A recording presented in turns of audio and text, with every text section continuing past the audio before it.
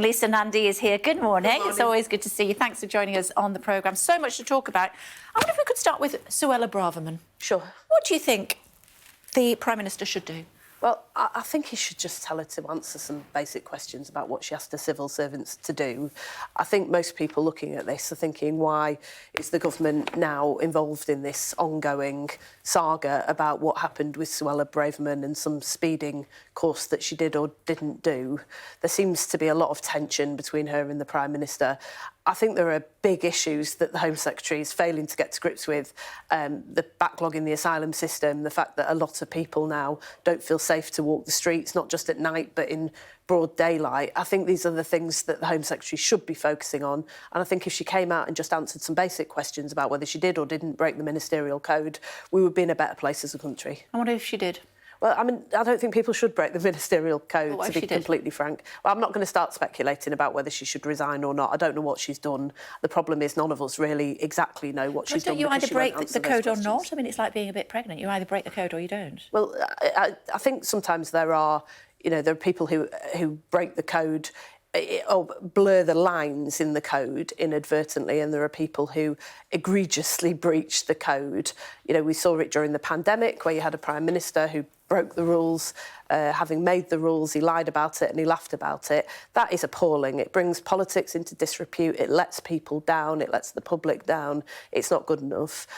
The problem in this case is that the Home Secretary is just in hiding again. She's failing to answer basic questions about what she did or didn't do. And meanwhile, the asylum system is in complete chaos. You've got these crackers' plans to start housing asylum seekers on barges and sending them to Rwanda. It's costing us huge amounts of money. We've got real problems with crime in every part of the country. You've just been covering, disturbances. Okay. We need a Home Secretary who's going to get a grip on this and a government that can stick together, work together and sort these problems out. Speaking of blurring the lines, that's exactly what Rachel Reeves did. She blurred the image of the fact that she was sat in a posh seat going to Washington. What's that about? Well, I don't know. I mean, if you want social media advice, you're asking the wrong person. But she's in New York at the moment, making the case for more investment in Britain as the person who's going to be tasked with leading us out of this. Seriously? I've never been to 3K, so I don't know. But well, I mean, ask her what it was like. Well, I certainly will. I mean, I don't really care where she was sitting on the plane. What I care about is whether, when we inherit the worst economic situation since the Second World War, whether we can attract the investment to get good jobs back into constituencies like mine. But you can't criticise the government for flying around in posh seats when you do exactly the same thing. Well, look, the reason that people like me got pretty annoyed with Rishi Sunak for flying to the north of England is because I'm fairly clear that he did that because the trains are in such a state of chaos. And for those of us who try to travel not just on those national lines, but particularly the regional lines, which have been a disaster, not just for the last few months, but for years and years, it's annoying when you have a Prime Minister who's flying around in private jets because he's not fixed the problems that the rest of us have to deal with. What would you do? What number would you have for net migration if you were in power? Well, we expect net migration to come down and we want to see it come down. But there are two factors. Well, there are two factors that have pushed it up relatively recently. Obviously, Hong Kong, and it was right, I think, that we opened up to people, BNO passport holders coming from Hong Kong, given what is happening there, particularly with the actions of China, and also Ukraine. And I think most people would accept that it was right to say that we would welcome people to come here from Ukraine. But there's a third reason why there's a real problem with net migration, and that is because for a long time the government has consistently failed to invest in the skills of our own workforce. We've got not just young people who can't get good jobs in this country, but we've got a lot of over 50s who would like to return to work, but there is no glide path currently for them to do it. They lose their benefits. The training and support isn't there, and so they can't get back into the workplace. We'll change that. With Jonathan Ashworth, our Shadow Work and Pension Secretary, has got a plan to invest in the health of the nation in order to help people back into work and to fill those labour shortages. We shouldn't just rely on trying to attract people to come here from overseas. We should be investing in our own people. Should foreign students be allowed to bring all their rallies with them? I think we need to be. I think we need to have some flexibility in the rules to allow for individual circumstances. But I don't think that we should just create new routes for migration when we have a points-based system that currently isn't working, but should do, is right in principle.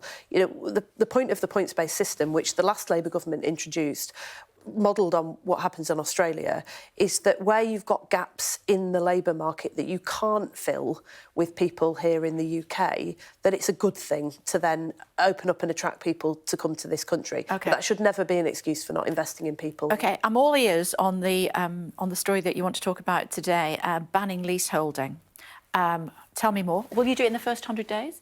So we'll introduce legislation in the first 100 days. It takes some time for it to go through the parliamentary process. As you know, it goes from the Commons to the Lords and back again. And it's right that legislation is scrutinised, but we'll do it without delay. And the reason that we will is because there are 5 million people in this country who are currently struggling with this feudal, archaic system. England and Wales are outliers in the world in having held on to this system where you save up, you get a deposit, you get a mortgage, you buy your own home only to find that you don't actually own it.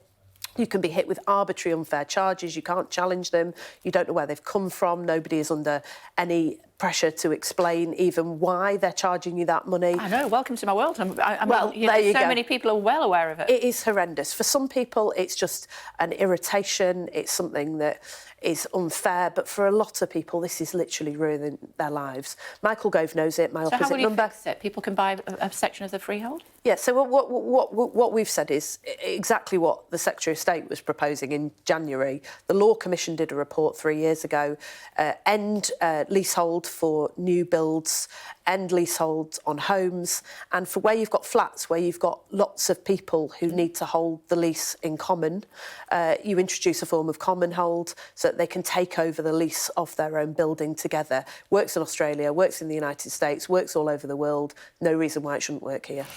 Dominic Raab won't be working after the next election. I suspect he might get a job. Not in the House of Commons? No, he won't be working in the House of Commons, that is true. He's said he's going to stand down at the next election. Sorry about that? Well, I shadowed him for quite some time. We always had a good working relationship. There were moments, obviously the withdrawal from Afghanistan, you know, we had very strong disagreements about. We had disagreements over China, but we always managed to work constructively together. I think he probably wouldn't have wanted to stand down in these circumstances, but, you know, I wish him well for the future. I think politics is a very brutal business, especially when you're at the top of politics and you've held some of the briefs that he has. He said in the statement that he's got young kids and he wants to put them first. I think most of us who are in politics could probably understand that. OK, it's always great to see you. Thanks very much indeed. Thanks a lot.